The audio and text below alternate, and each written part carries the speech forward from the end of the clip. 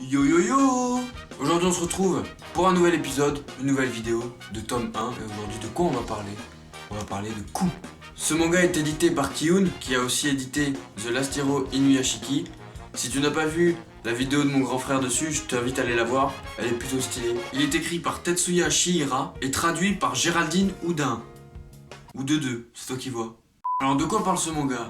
Je vais te le dire parce que je suis sympa. Voilà déjà 10 ans que dans un monde désormais en ruine, une mystérieuse sphère, Solaris, est apparue dans le ciel. Créature d'une autre dimension ou envoyée des dieux missionnés pour punir les humains? Nul ne le sait. Une seule certitude, la regarder en face provoque sur Terre l'apparition d'œufs géants qui donnent naissance en quelques heures à des monstres effrayants. Les demi. Les demi détruisent tout sur leur passage. L'humanité est réduite à vivre dans la crainte, échine, courbée et les yeux rivés vers le sol.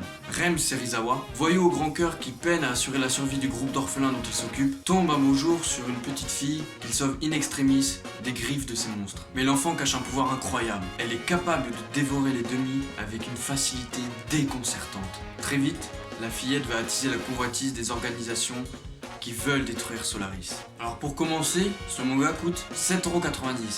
Ça va, à mon prix, sachant qu'il est plus gros que les autres, plus grand. C'est un seinen, et franchement, 7,90€ pour ça, ça vaut largement le coup. Comme tu peux le voir, la couverture est plutôt pas mal. Et je sais pas si tu vois la caméra, mais il y a des petites étoiles qui scintillent avec la lumière et tout. C'est plutôt stylé, moi j'aime bien. Comme tu peux le voir, le dessin est vachement stylé. Encore une fois, c'est un classique, mais appréciable. Moi j'aime bien. Ça colle avec le manga, j'adore. Alors j'aime bien l'histoire de ce manga, avec Ren qui essaie de sauver ses petits orphelins, et Coup qui arrive comme ça, une petite gosse qui est un peu con, et tout ce qu'elle veut c'est bouffer des donuts. Mais elle est forte, et ça, plutôt stylé.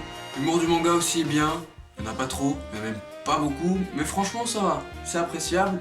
Ça, voilà, petite touche d'humour par-ci par-là, c'est cool. Le personnage de Coup est assez intriguant, attachant. Et Rem aussi, on apprend au fur et à mesure du manga quelques trucs sur ses origines et ça nous pousse justement à vouloir en savoir plus. Et c'est pas mal. Comme tu peux le comprendre, je ne peux qu'approuver ce manga. Si toi aussi tu aimes les mangas un peu post-apocalyptiques, où tu as voilà, la fin du monde et qu'ils survivent comme ils peuvent, je te conseille ce manga. L'histoire se finit en 4 tomes, donc si tu peux, fonce. Parce que franchement, c'est une tuerie. Moi je vais acheter les autres.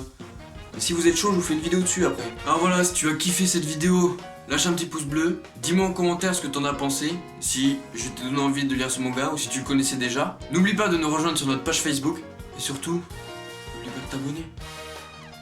Allez, salut!